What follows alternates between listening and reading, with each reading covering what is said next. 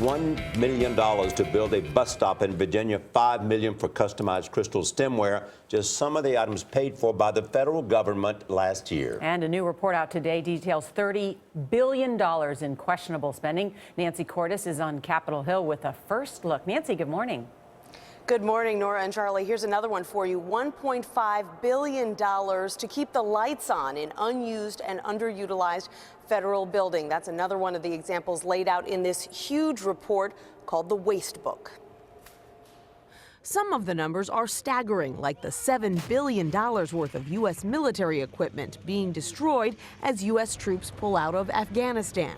Then there's spending that just seems silly, like a nearly $1 million grant for something called the Popular Romance Project, a website and documentary that celebrates romantic movies, books, and pop songs. $2 million to renovate a rarely visited Civil War grist mill in Virginia, and $3 million for NASA employees to attend seminars on how Congress works. Where was the adult in the room when these things were going on? The Wastebook is the work of Republican Senator Tom Coburn of Oklahoma, a longtime deficit hawk.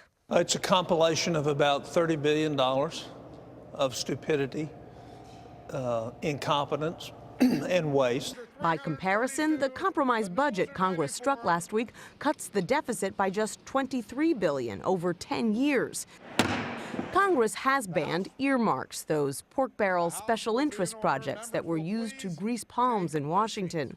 But other types of waste have proved tougher to tackle, like the $3.6 billion in unpaid income taxes from federal employees and retirees, or the $400 million paid to government workers to do nothing during the government shutdown. How many years have you been putting this book out? I think this is the 5th or 6th year.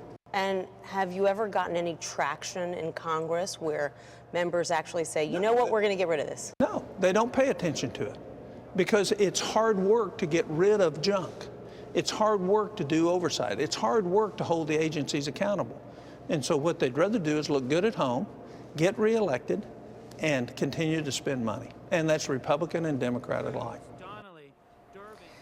Coburn argues it doesn't really matter whether the priorities laid out here are Democrat or Republican. He says the question is, can we afford to do things like pay people to like the State Department on Facebook when we're borrowing hundreds of billions of dollars a year?